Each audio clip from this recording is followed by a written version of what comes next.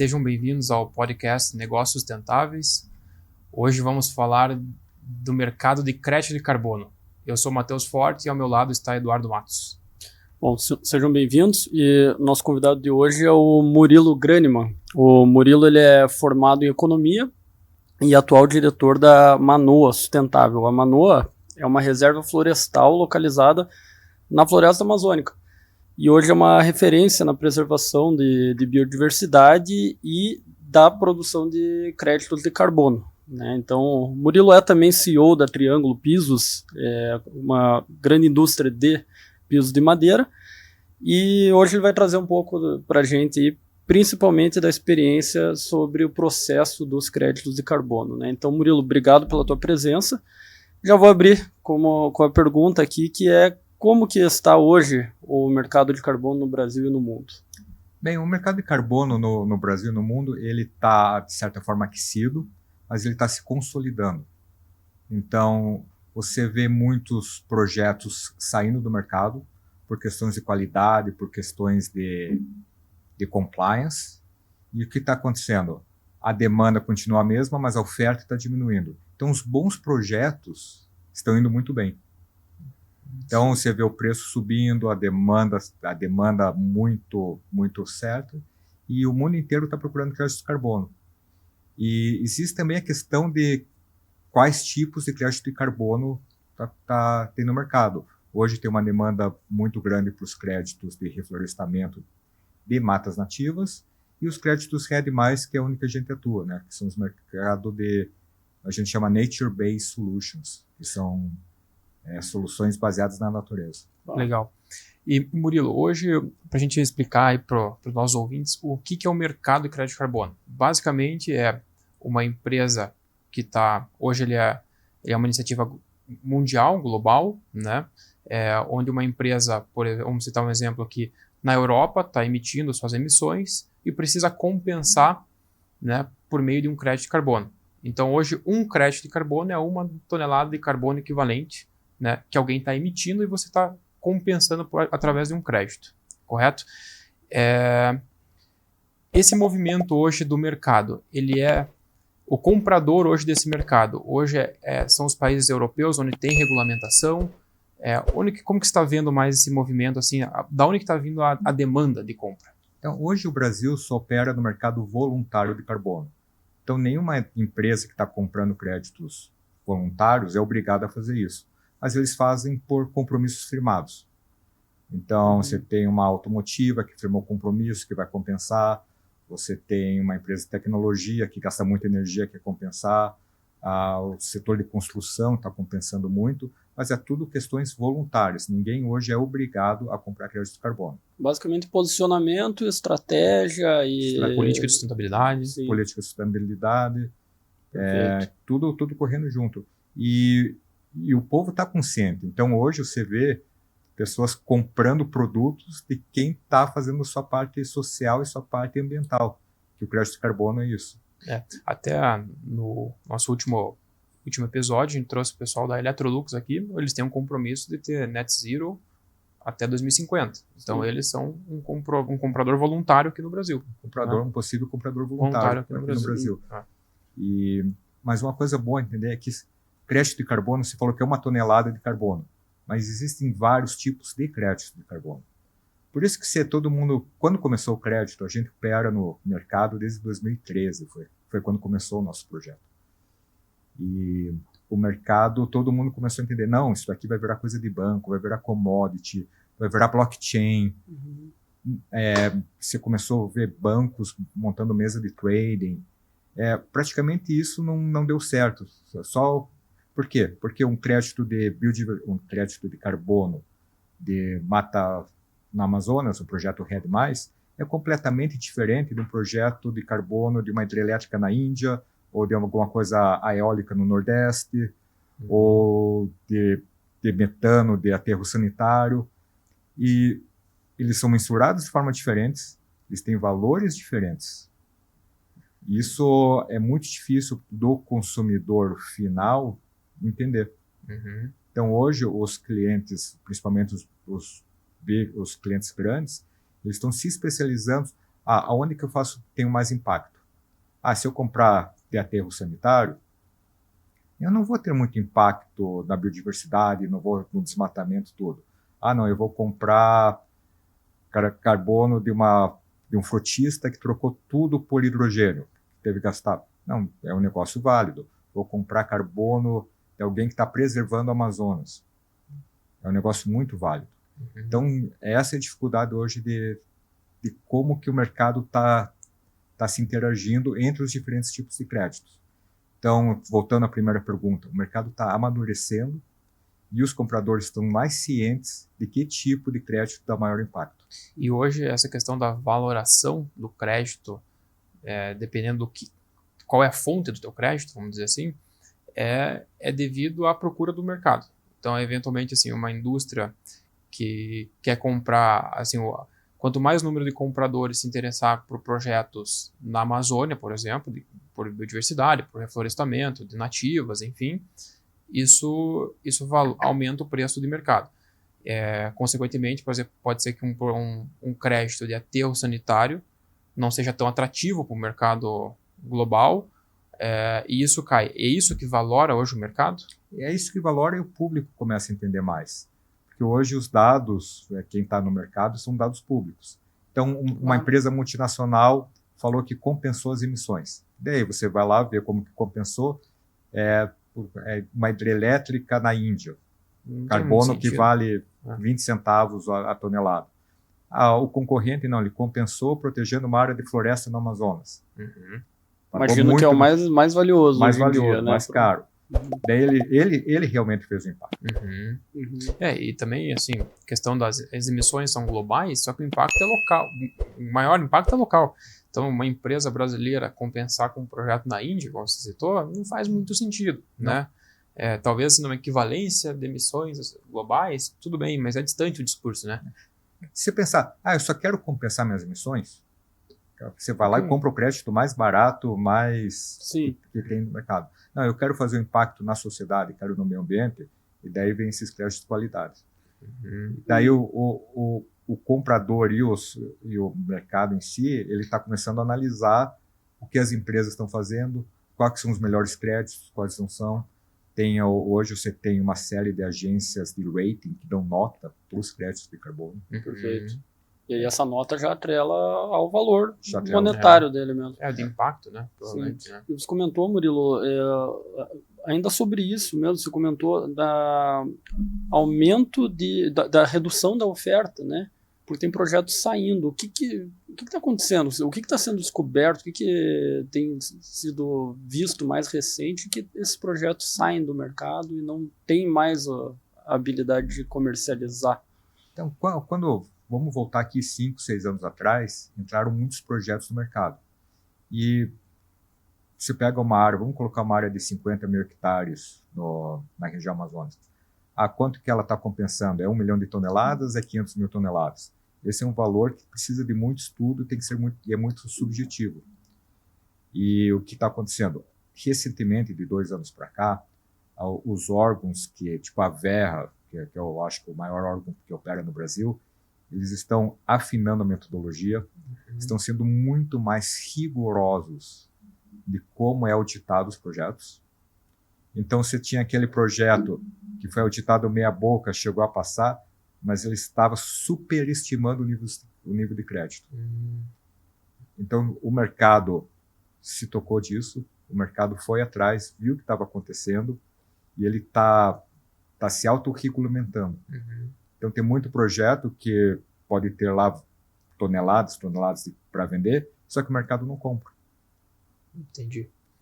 E entre isso, as certificadoras como a Verra, Gold Standard, estão apertando os cercos. As metodologias, né? Cada COP tem discutido isso, né? A questão das metodologias de crédito.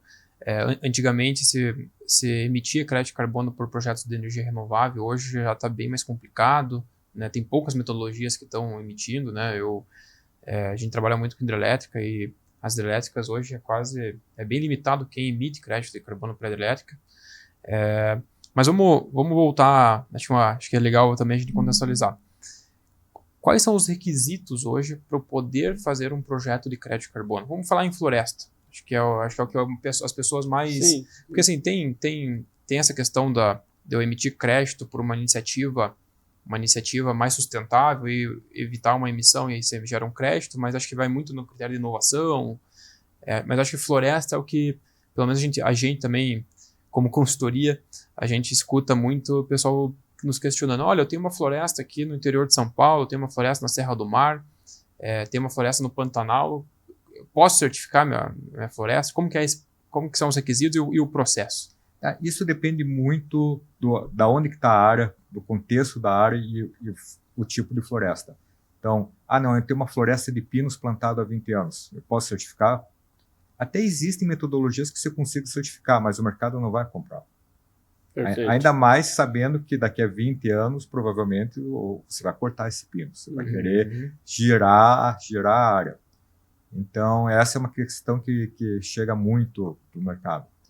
Daí a segunda questão eu tenho uma área no meio do Amazonas que não tem nem acesso a carro, não tem nem acesso a avião, ninguém consegue chegar lá. É uma área que nunca vai ser desmatada. Então, ela não tem motivo de gerar crédito de carbono, porque ela sempre vai estar lá sem interferência humana. Então, hoje você tem que ter uma área preservada e uma área que tenha pressão de desmatamento, ou seja, uma pressão por fatores econômicos, tipo a soja, ou gado ou um desmatamento ilegal. Então você tem que ter o tamanho ideal de área. Hoje, por questão de custo, é difícil estimar. Uma área abaixo de 5.000 hectares, você tem que fazer muito cálculo para ver se vale a pena. Acima disso, eu acho que vale a pena fazer um bom estudo, fazer uma parceria com uma boa empresa para fazer o estudo e ir para frente. Você também tem possibilidade de pegar 3, 4 áreas próximas e fazer um combinado, fazer um complexo ali. E até, Murilo, acho que se você quiser trazer um pouco de como foi, né, lá na Manoa, esse processo, basicamente já estava lá a área, começaram a cuidar mais dessa área, cercaram, o que foi feito lá? Conta um pouquinho desse processo. Então, a área está na empresa faz desde os anos 90, né? E começamos como manejo sustentável. Então, hoje a área ela tem o corte de árvores de uma maneira sustentável, que ela se autorregenera. Então, você olha imagens de satélites, você nem sabe que tem alguém cortando árvore lá, porque são 1, 2 árvores por campo de futebol. Nossa. Então, é um negócio bem... E você tem que manter as portas-sementes, as maiores. Então, tem todo um aparato para manter a floresta em pé, intacta. E daí, em 2013, quando a gente começou a trabalhar, o projeto começou em 2013, para ter algo mais para manter a floresta. Porque só com manejo, você não mantém. É difícil você manter. É difícil fazer as obras sociais, é difícil você ajudar a comunidade. Então, você precisava de algo mais. Foi aí que entrou o crédito de carbono. De 2013 até 2018, foi sofrido, porque o valor do crédito de carbono era muito baixo, tinha pouco interesse. Depois de 2018, as coisas melhoraram. A gente investe muito em projeto social. E daí vem uma pergunta: a gente cercou a área? Não precisa cercar.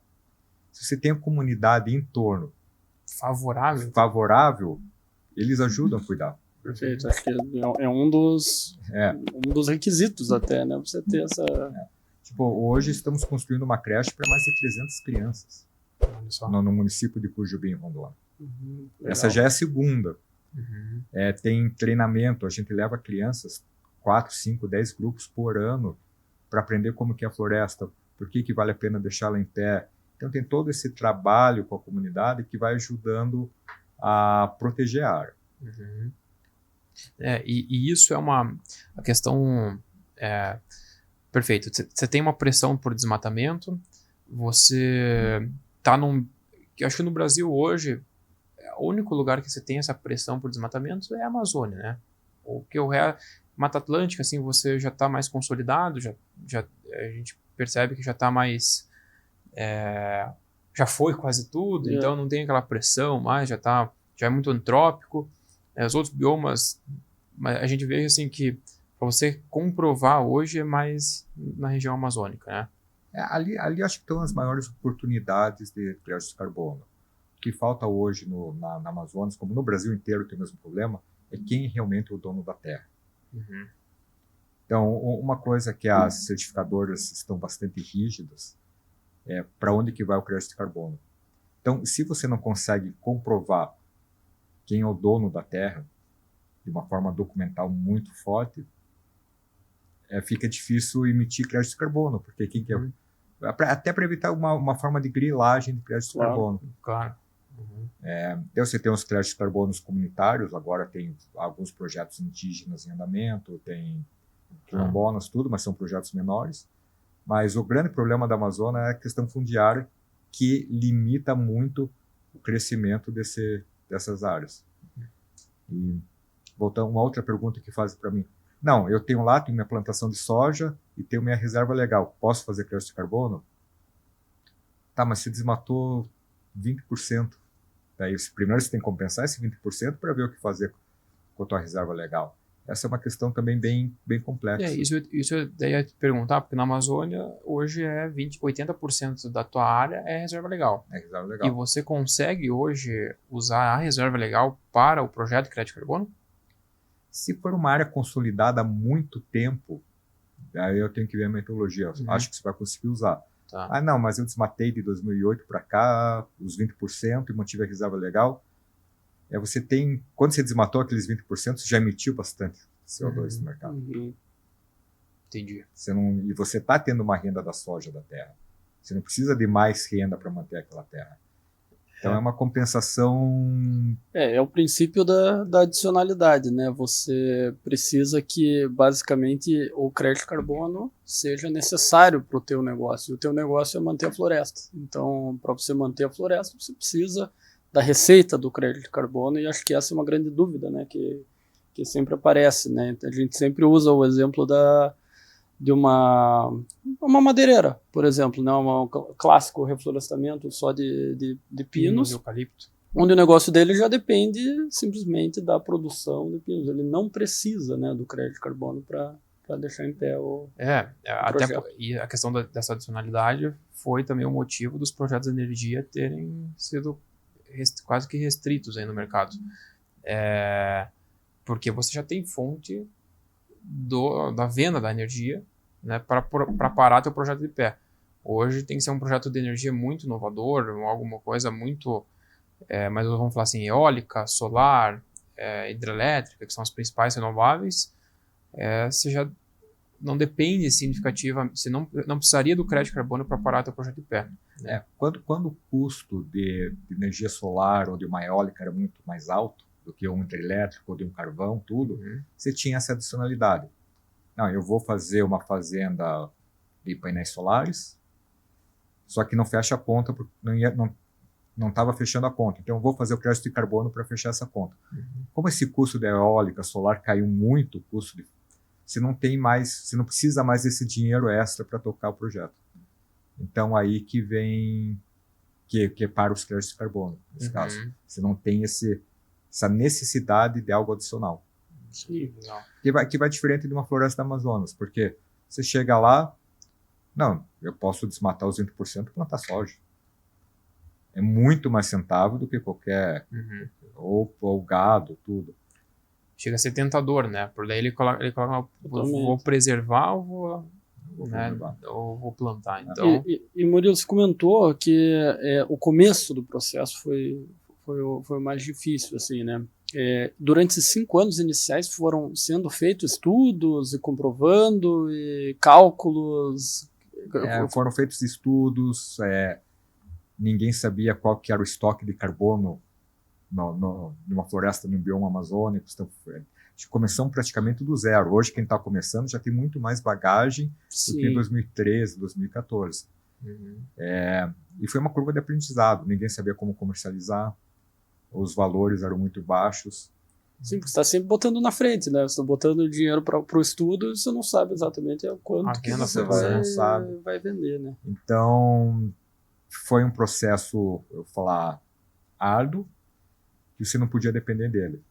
Perfeito. E o mercado era muito imaturo. Então, agora que o mercado está finalmente amadurecendo, Está ficando um bom negócio. É um negócio suplementar ao nosso manejo sustentável.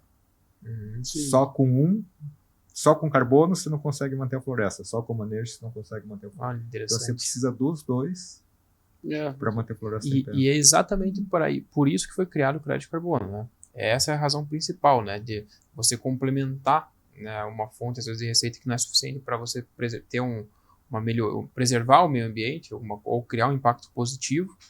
Eu acho que o projeto de vocês é exatamente o que as certificadoras, assim, as metodologias estão propondo, né?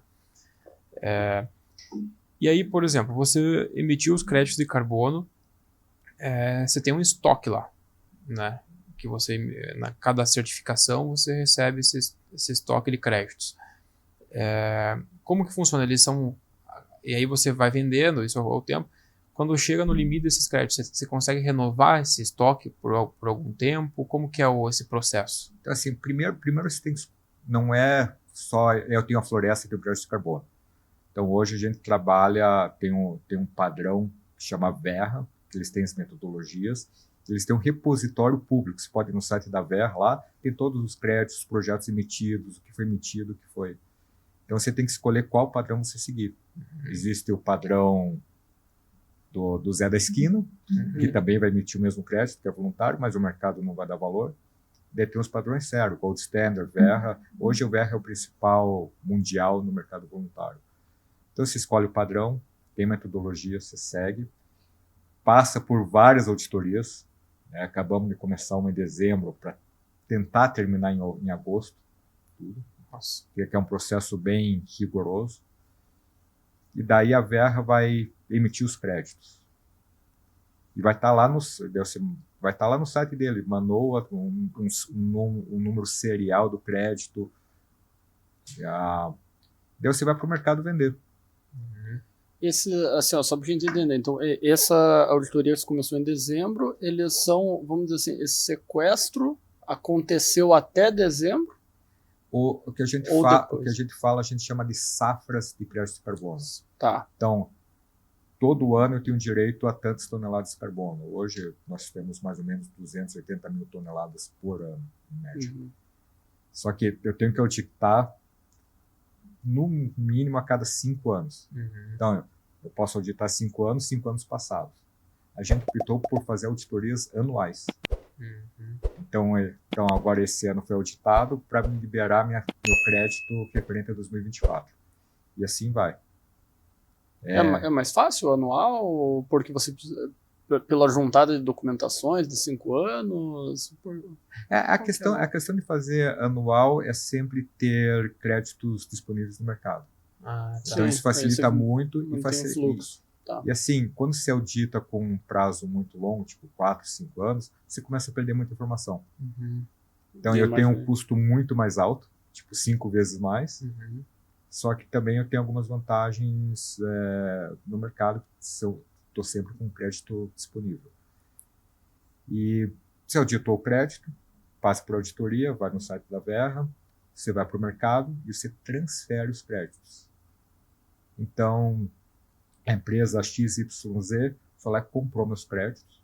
É um processo simples, você vai eles têm uma conta, é tipo uma conta de banco. Você vai lá e transfere os créditos. Só que só porque eu transferi o crédito para XYZ e ela me pagou, não significa que ela compensou as emissões. Aí vem a grande questão que pouca gente entende. A questão de aposentadoria. A empresa XYZ, ela tem que tirar esses créditos do mercado. Então, o que ela vai lá? Ela vai, pega comprou lá 10 mil toneladas, por exemplo, ela vai pegar essas 10 mil toneladas e vai aposentar. Aquele crédito nunca ninguém mais vai poder usar.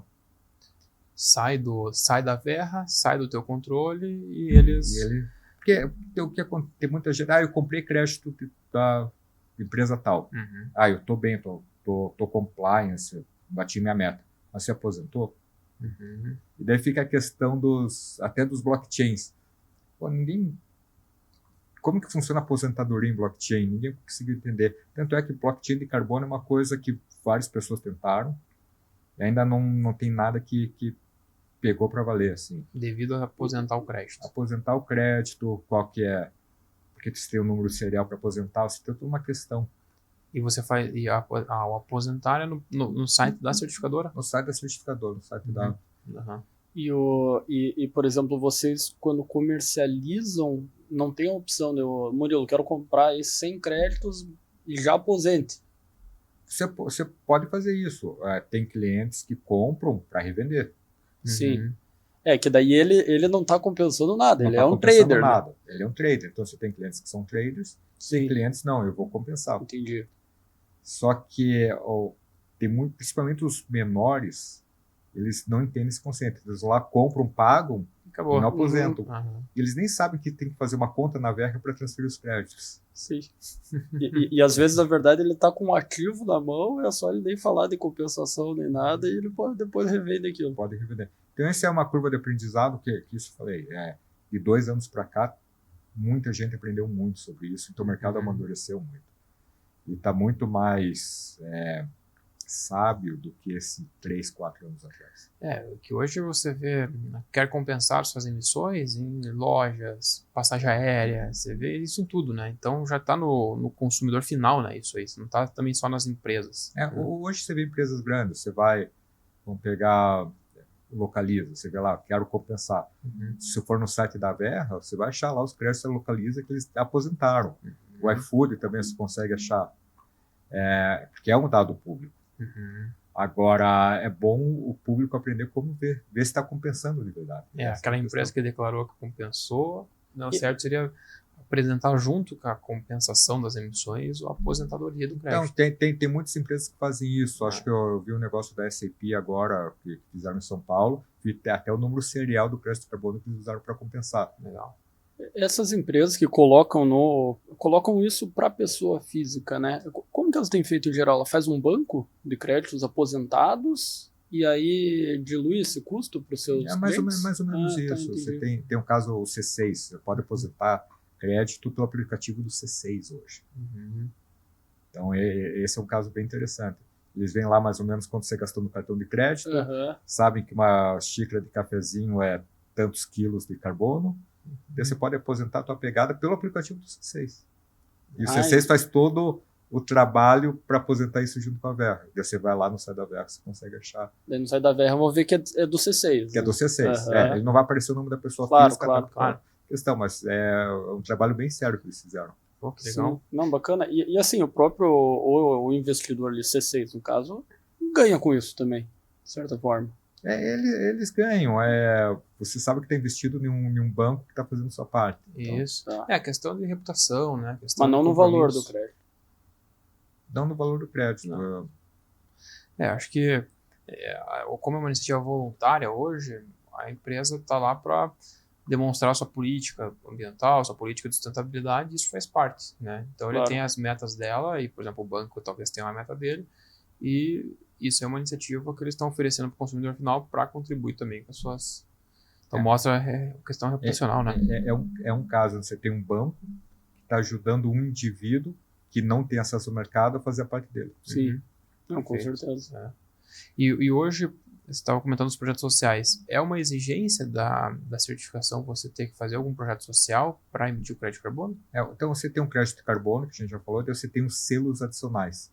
Então você tem o SD Vista, você tem o CCB, que são coisas adicionais. Então você tem um crédito de carbono com um incentivo social, tipo o CCB. Então nesses casos você precisa fazer várias coisas sociais. Cuidar da comunidade, no nosso caso, construir um creche, emprego só de pessoal local. Você tem vários requisitos que você faz extra.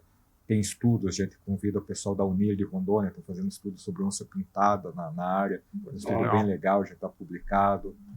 Então você tem vários adicionais. E quando você faz isso adicional, o comprador paga um pouco mais e você tem uma demanda maior. Sim. Porque você vai ficando o teu crédito acaba ficando cada vez mais específico no mercado, né? E com melhor valor agregado, né? Porque hoje para o comprador, o maior risco que ele tem é o risco reputacional. Vocês devem ter visto já notícia lá, Empresa tal comprou crédito de terra indígena que não foi o dinheiro para os índios. Isso tem notícias bem similares a isso. A empresa tal comprou crédito de carbono de desenvolvedor em terras públicas. Então, hoje, o grande questão é isso. E esses foram os créditos que saíram do mercado. Sim, perfeito. E daí, aí que vem o valor. Quem tem uma reputação boa, quem tem um projeto sério, tem alguns projetos bons entrando no mercado nos próximos anos, esses projetos vão dar para frente.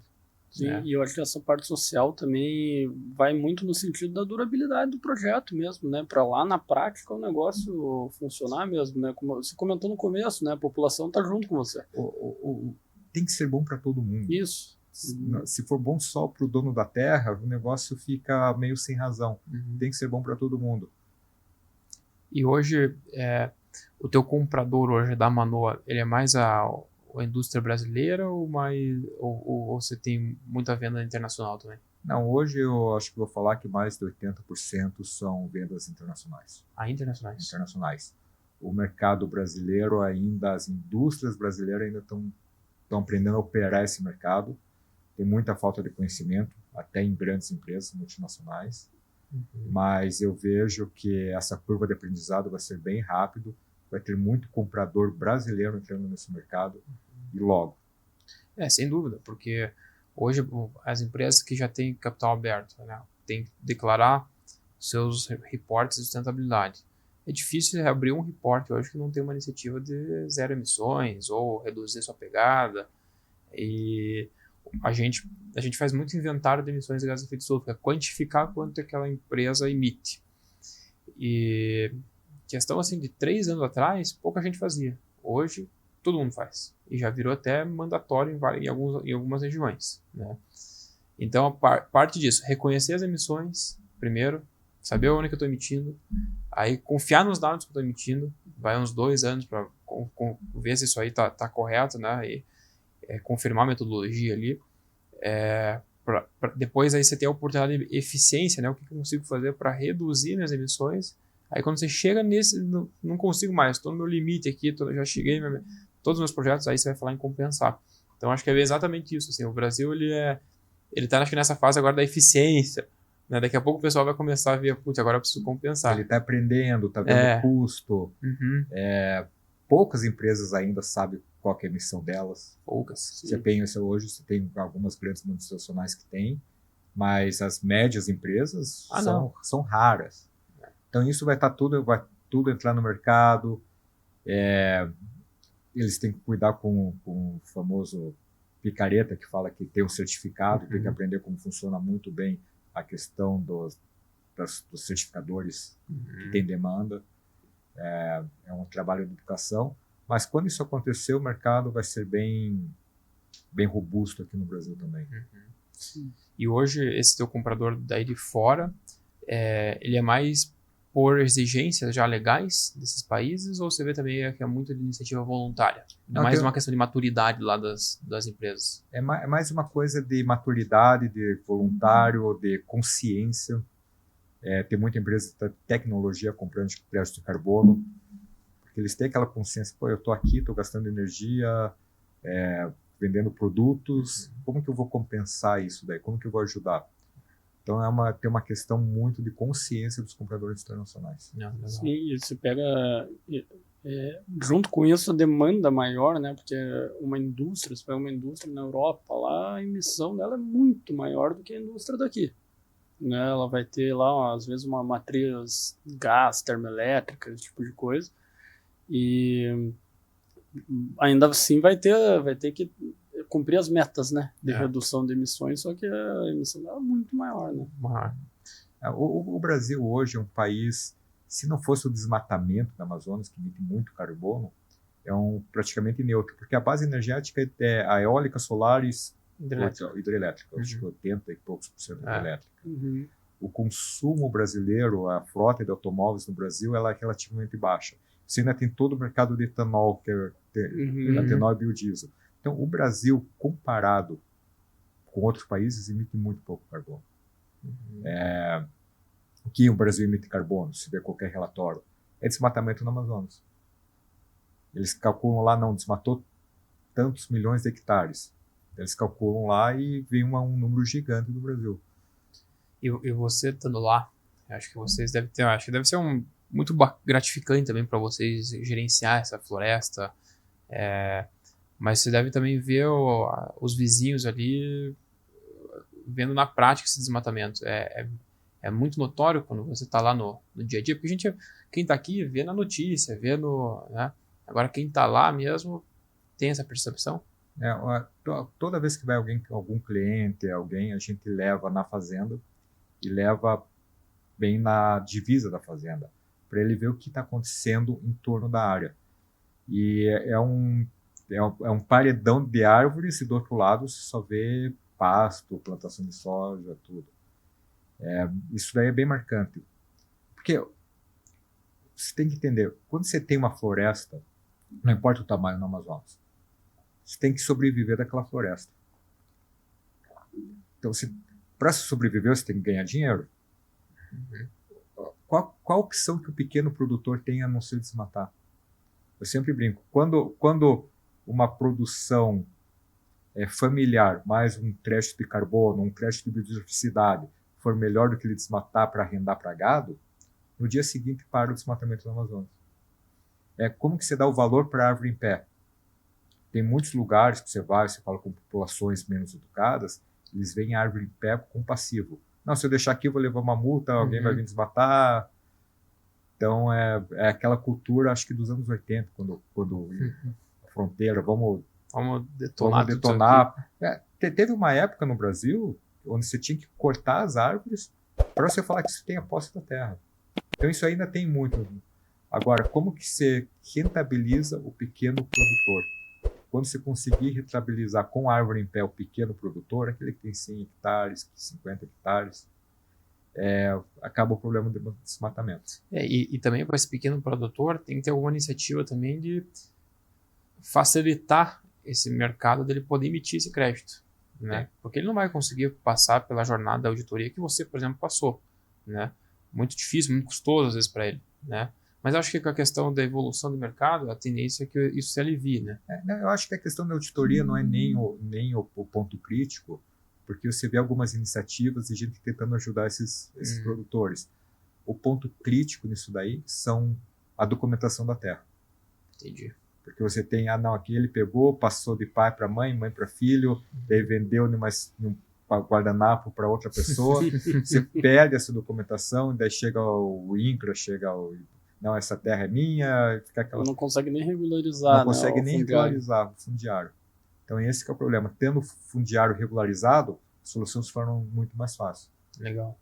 E hoje, você tem alguma uma referência, por exemplo, relação financeira, por exemplo, do crédito de carbono versus, por exemplo, uma soja? Tipo, a comparação, por exemplo, o crédito de carbono consegue, na mesma área, se eu tivesse soja, o crédito de carbono está em 10% da receita do que a soja dá, está em 50%, assim, só para a gente ver a distância que está de chegar nesse ponto que você comentou. A gente fez um cálculo rápido esses tempos atrás, até que foi coincidência que você perguntou, mas o crédito de carbono devia valer umas 6 vezes mais. Olha só, do que uma soja. Do que uma soja, do que para compensar plantar uma soja. Olha, então ainda tem uma distância muito, muito grande. Mas claro, depende de estar a floresta em pé lá. Depende da floresta inteira, depende do mercado. Como teve muita crítica a projetos de preservação por causa da superestimação dos créditos, tem companhia, não, eu só invisto em plantação nativa agora. Então você perde alguns clientes nesse lado. Mas a tendência é tudo voltar agora que o mercado está muito mais consolidado, tá voltando. Porque a gente vê muita iniciativa, né? De pegar áreas degradadas e fazer o plantio, né? Para créditos. Mas você tem que pensar o seguinte: se eu pego uma área degradada, vamos colocar lá 4.000 hectares, eu vou gastar uma pequena fortuna para recuperar, vai levar 50 anos para todo aquele crédito de carbono ser sequestrado, e a biodiversidade também, não é que você plantou uma árvore, você já vai ter. Então eu falo, é uma iniciativa válida, tem áreas que você tem que fazer isso, principalmente perto de rio, nascentes, tudo, você tem que replantar, só que se todo o dinheiro for para o plantio, você está enxugando gelo, porque você está o mesmo dinheiro que você gasta para fazer 4 mil hectares, você podia estar preservando quase 100 mil hectares. Então, você vê o dinheiro indo para a plantação de nativas, e o que eu vou fazer com esse? De alguém desmatando 100 mil hectares do lado. Sim. Então, aonde está indo o dinheiro tem que ser um negócio bem... E fecha a conta para essa... Assim, ou é muito longo prazo? Acho que é muito longo prazo. Você vê poucos projetos publicados, tipo em sites oficiais que não da Verra. A conta você vai saber daqui uns 5, 6, 7 anos. Tem muita gente investindo dinheiro, muitas empresas grandes investindo, é só pegar o jornal aí e ver. Mas uma coisa que eu acho que o tempo dirá. O que não pode é o mercado focar em plantio e esquecer da manutenção do que já está em pé. Sim. Porque daí, imagina, você não baratear a floresta em pé e fomentar a área degradada. Daí você começa a ter mais área degradada para plantar de novo e começa... Você tem que ter um período. A metodologia fala que você só pode reflorestar a área degradada por mais de 8, 10 anos. Tem isso, mas a questão é preservar a floresta em pé é muito mais fácil do que você fazer um plantio. Sim. Mas a iniciativa do plantio também é muito válida. Sim. E você vê, Murilo, assim, conhece, né, projetos lá fora da Amazônia que sejam sérios e tenham de floresta em pé? Não, você tem alguns projetos no Canadá e Estados Unidos que eu já vi que são... Mas Brasil mais Amazônia. Brasil é mais Amazonas. Tem um projeto de replantio agora chamado Corredores da Vida, ali em São Paulo, que é a área degradada de Floresta Atlântica, que está indo muito bem. Mas são poucos projetos. Paraguai tem um projeto, mas ali também é uma mata atlântica bem preservada. Eu acho que esse tipo de projeto de plantio, assim, teria que ter algum outro incentivo à parte, né? Seja um incentivo a uma política pública, alguma coisa do tipo. Uma compensação ambiental, né? Porque você... Só no crédito de carbono eu acho que pode ser difícil, entendeu? Pode ser muito difícil, difícil. Hoje o custo de você plantar para recuperar uma floresta da forma que ela era é muito alto. Não é só chegar lá e plantar. Manutenção. Você tem que manutenção, a muda tem que ficar lá cuidando daquela muda 4, 5, 6 anos para ela passar aquele mato inicial. É complicadíssimo. Tem problema de fogo, tem problema de invasão, tem tudo. No caso de vocês lá, Murilo, você comentou que você tem um manejo sustentável. Esse manejo sustentável que você já vem desenvolvendo ao longo dos anos, ele é o mesmo que precisa para o crédito de carbono sempre ser renovado com sucesso, ou você consegue juntar uma coisa a outra? Não, são coisas separadas, mas simbióticas ao mesmo tempo. Eu falo, o manejo é complementar ao crédito de carbono. Só o crédito de carbono ou só o manejo, o financeiro não chega a bater, não chega a ser atrativo. Daí vale mais a pena você fazer um outro uso do solo, converter a área a outra coisa. E o manejo também, como você está com a área ocupada, que você tem uma equipe de 50, 60 pessoas lá, ajuda também a proteger a área contra a invasão. Não é o nosso caso, porque a gente tem bastante apoio comunitário, mas a comunidade também, os funcionários do manejo são da comunidade, as serrarias da cidade dependem do manejo.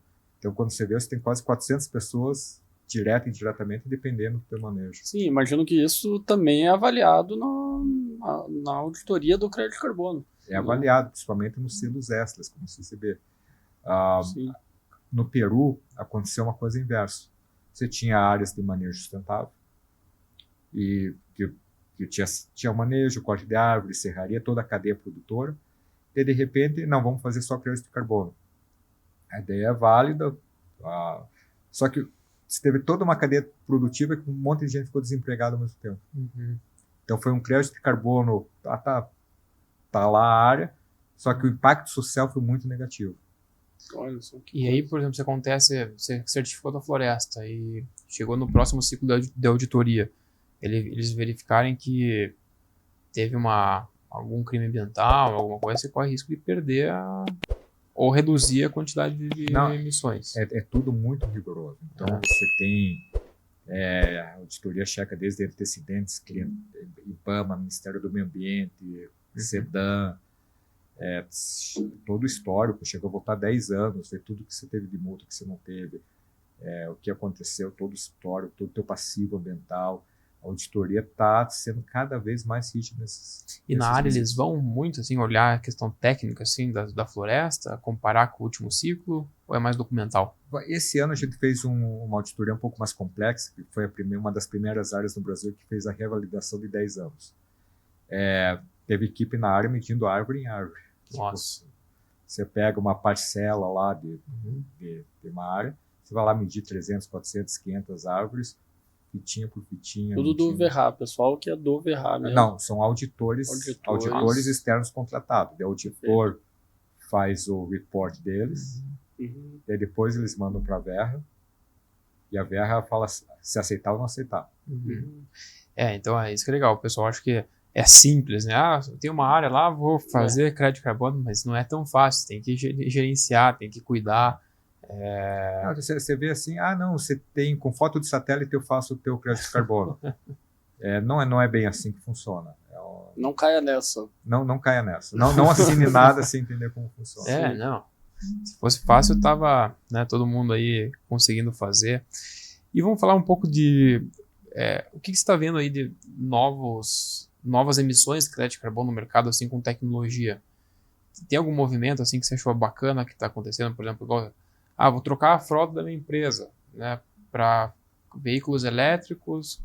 Antes era combustão e agora vai ser elétrico. Alguma tecnologia de produção mais limpa. Você tem visto algum movimento que te despertou interesse? Você tem o movimento do biochar, que é um processo que você pega produtos vegetais, madeira, folhas, tudo seca, dá para usar como fertilizante depois, então isso aí estoca carbono. Você vê nos Estados Unidos alguns projetos de aquecimento geotermal, onde você monta um complexo, um hotel, uma casa, e tem uma usina geotermal para manter aquilo aquecido, então não gasta energia elétrica. Hidrogênio para frotas, isso daí acho que é uma coisa que vai vir. Hidrogênio verde, né? O hidrogênio verde você depende de uma fonte verde de energia. Uma renovável, né? Uma renovável. Então você tem alguns movimentos assim acontecendo, mas pouco volume, créditos caros, mas ideias válidas, que daqui a 5, 10 anos... Inovação ainda, né? Uma coisa, você pensa crédito de carbono, nesses casos, como patrocinador da Fórmula 1. Eles não ganham muito, mas só os avanços de tecnologia que acontecem, por causa desse investimento extra, esse dinheiro extra, vai fazer uma diferença daqui a 10, 20 anos. Com certeza. Eu tava comentando até em off aí, que eu auditei muito projetos de crédito de carbono antigamente de aterros sanitários que se instalavam uma usina para você queimar o metano, produzir energia através disso, né? E consequentemente você não está emitindo isso para a atmosfera. E isso você consegue emitir créditos, né? Por essa redução do impacto que você está causando no meio ambiente. Só que o que você comentou, esse mercado está sofrendo muito hoje pelo valor agregado do crédito, porque é um crédito que as pessoas acham um pouco interessante. O mercado não é muito mais interessante uma floresta do que essa iniciativa. E isso é uma questão também, acho que, do mercado amadurecer, porque nem todo projeto de compensação precisa ser de floresta, tem que ter mercado para todo mundo, né? Tem consumidor para todo mundo. Todo mundo. Depende muito de como você vê. Quando a gente fala floresta nativa, não é só a emissão que você está evitando. Você tem a onça pintada, você tem os cursos de água que são importantes. Você está protegendo toda uma série de fatores além do carbono. Aí que vem a importância das empresas mais conscientes.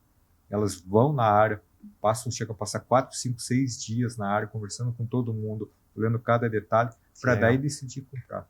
Olha só. Já valorizam isso mesmo, né? Já valorizam. Tem multinacional europeia, tem equipe de auditoria própria. Então você faz a auditoria dependente, passa pela Verra, e ainda vem o cliente com uma auditoria, às vezes, muito mais rígida do que você já passou. Olha só. Porque eles não podem ter nada de risco reputacional, querem, quando eles mostrarem no report deles, sabem que vai ter um órgão ambiental ou um ativista questionando, olhando. Então, esse processo. Então, eles vão comprar só de empresas confiáveis. E qual é o tamanho da floresta de vocês? Ali são 74 mil hectares. Nossa, você comentou que a viabilidade parte de 5, 6 hectares. 5, 6 mil hectares. É. Você tem uma excelente floresta. É uma floresta boa, mas é difícil cuidar, não é... Claro. E assim, você tem a questão da pressão de desmatamento, né? Tem que cuidar mesmo. Hoje você pode comprar áreas enormes no meio do Amazonas que não tem pressão nenhuma, então não tem crédito. Então você tem que cuidar, tem que ajudar a comunidade, tem que fazer. Eu até ouvi no site, acho legal o pessoal falar no site de vocês que a área de vocês é como se fosse 2 Florianópolis, né? É isso? Isso.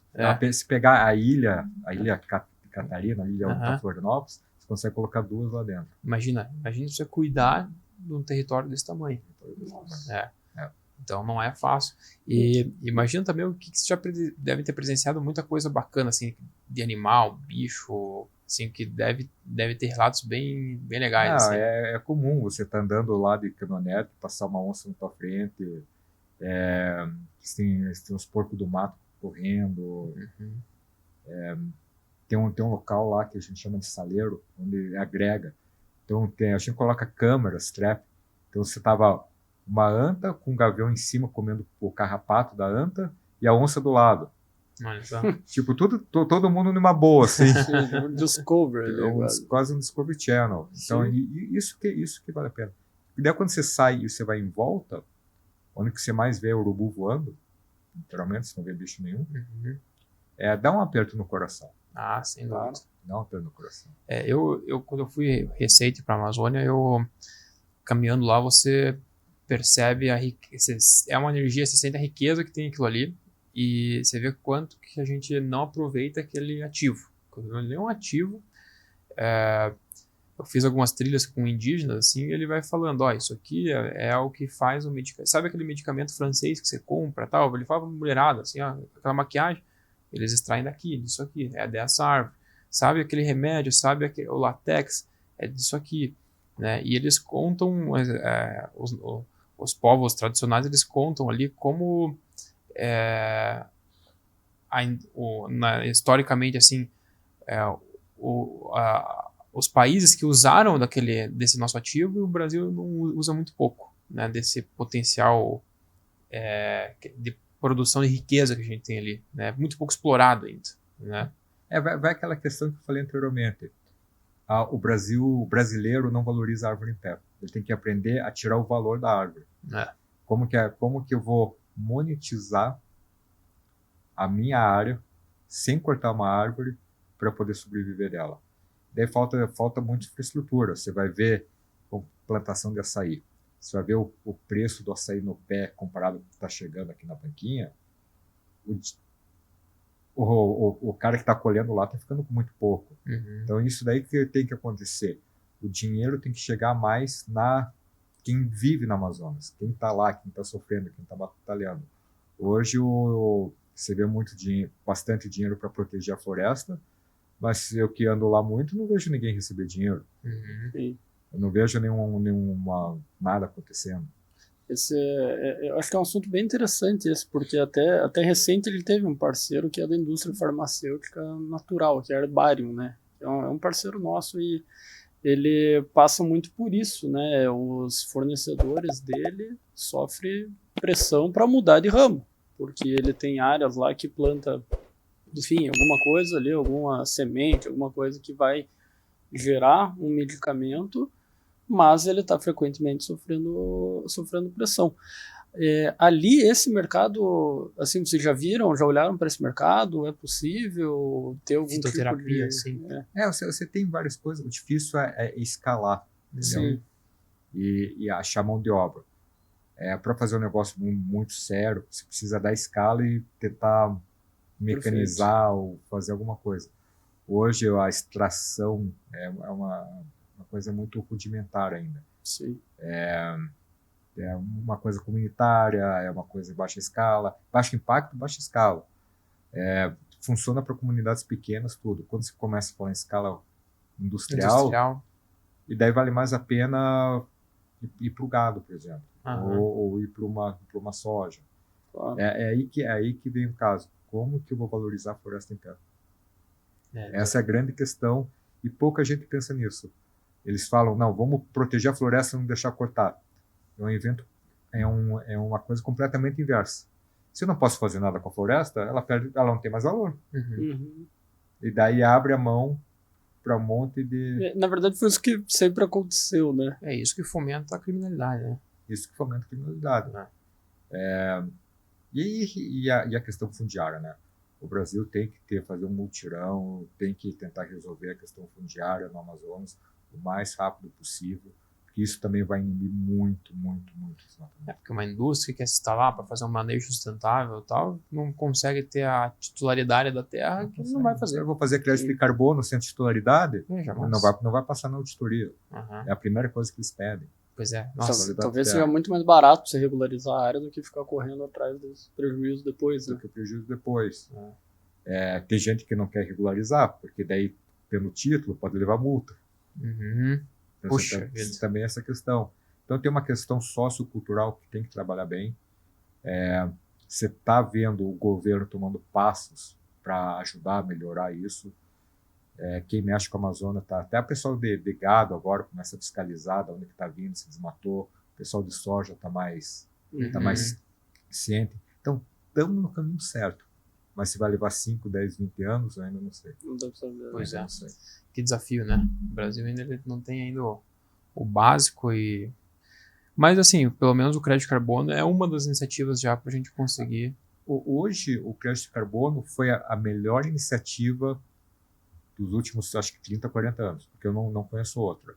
Eu sou muito otimista ainda com os créditos de biodiversidade que vão vir. Sim. Então, eu acho que o meu sonho, se juntar crédito de carbono com biodiversidade, talvez mais uma atividade extra sustentável, seja melhor do que você achar outro uso para o solo. Quando isso acontecer, fechou o desmatamento no Amazonas. Sim, porque a pressão na biodiversidade é a mesma, né? Você derrubar, né? O desmatamento. Você derrubar o desmatamento. Hoje você não vê, você vê empresas pagando para proteger, para não emitir carbono. Mas você não vê empresas pagando para proteger a onça-pintada. Sim, pois é. Não, e assim, o cara que vai fazer uma caça ilegal lá, ele vai chegar nessas beiradas, né? Ele vai chegar nessas beiradas. Nessas áreas que mais precisa preservar. Lá no maciço, o cara não chega. O que acontece também, a gente vê o desmatamento na nossa floresta. A onça, ela vai comer o que é mais fácil. Se ela vê um bezerro no vizinho, ela vai lá comer o bezerro. O vizinho, para proteger, acaba matando. Então você tem toda uma série de que você tem que cuidar, um ecossistema todo que você tem que cuidar para tudo funcionar que nem uma máquina bem lubrificada. Legal. Não, show de bola. E hoje a Manoa, que você por exemplo, alguma indústria que está nos ouvindo e quer comprar crédito de vocês, está ouvindo aqui, é através do site de vocês? Ou vocês têm o contato do nosso site, a gente tem um parceiro que é a Ambipar também, que ajuda nos estudos técnicos, na comercialização. Legal. Mas podem falar direto comigo, que eu entro em contato com eles, com a pessoa certa, e eles podem comprar créditos. Que legal. Bacana. Murilo, infelizmente, acho que nosso tempo chegou ao fim. Muito bacana, acho que é um assunto que a gente esclareceu muita coisa é muito curioso esse assunto, né? Todo mundo escuta falar, mas não sabe efetivamente o que está acontecendo. Então acho que foi bem legal para a gente quebrar alguns paradigmas no mercado. Agradeço, muito obrigado. Muito obrigado. Murilo, obrigado aí. Parabéns pela iniciativa, né? Acho que é um baita de um projeto e um exemplo aí para todo mundo. Vocês estão convidados para ir lá conhecer. Vamos sim, será um prazer. Eu adoro. Com certeza, vamos lá. Então esse foi mais um episódio de Negócios Sustentáveis. Fique atento aos próximos.